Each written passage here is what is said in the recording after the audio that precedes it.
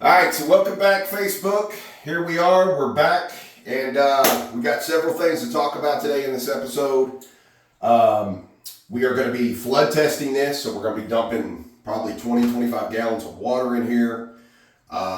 We even got a little rubber ducky here that we're going to let swim while we're, doing other stuff. So we're going to leave this for a very, very long time.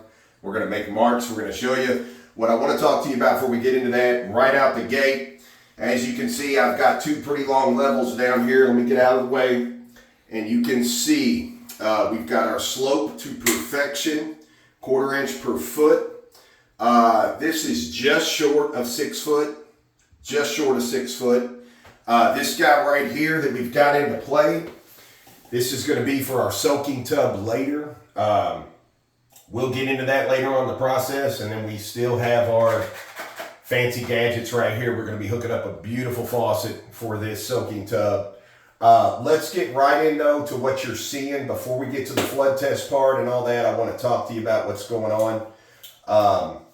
Our original layer here on the bottom, okay, is none other than Ladder Creek deck mud.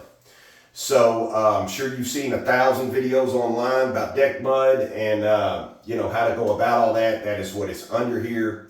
We really wanted a video walking you through this entire process, but life happened. I was dealing with things with my wife, and then my son coincidentally Friday broke his wrist bone in 2 places, moved the growth plate, the whole 9. So we had to do surgery on Saturday, and it just kind of put me behind there just a little bit. So anyway, we're back at it.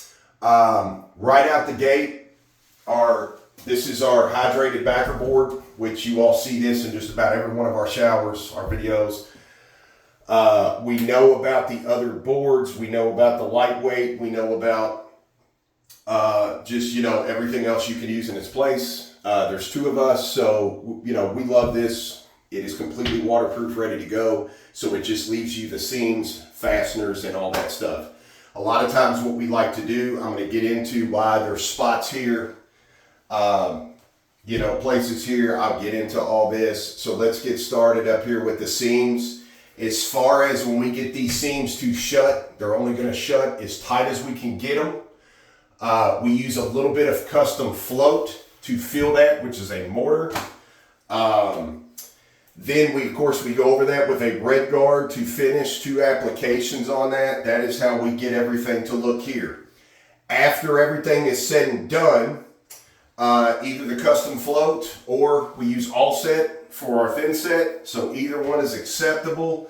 Any spot, I'm just OCD, so any spot that I really couldn't take a trowel, a putty knife, go straight across, anything like that, that is what all this is for before we get into the tiling process. I like everything behind the scenes being nice, flat, tight, and as possibly straight and 90 in the corners as possible. Moving on to the floor. We've got the deck mud down, okay, followed by, we went through a series of, we put 4 corners of the Kerdi, all 4 corners.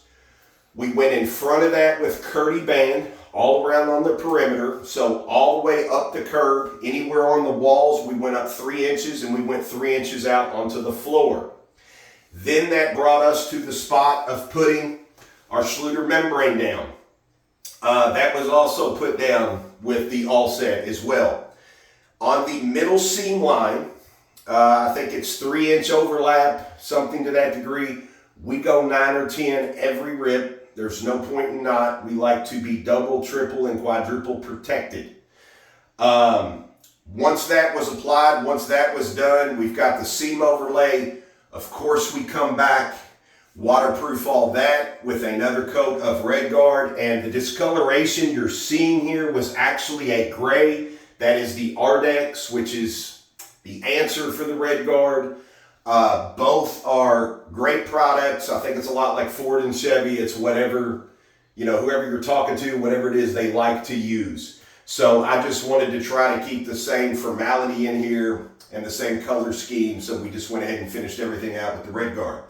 As far as these 2 patches right here, Light little skimming. We took a Super Ball. You can take a marble, anything like that. Set it back here. Let that sucker roll. And these were just a couple little places. Now you can see with the level, everything is picture perfect and pitched to perfection. So these, again, all stems back to my OCD. We put a little skim application over here on the membrane. Then we went ahead and waterproofed on top of that as well. I mean, to be honest, we could have waterproofed the entire membrane if that makes you feel better. The whole point of it is, it looks good, it's straight, it is correct, and it's not going to leak. So that brings us to the next part. We are going to get ready now. We've got 3 5-gallon buckets filled up, ready to go with water. We're probably going to need another bucket or 2. We're going to walk off this, and we are going to get to the point where we put water down in here, and we are going to leave this guy overnight. So stay tuned. Let us get some water. We'll be right back and show you.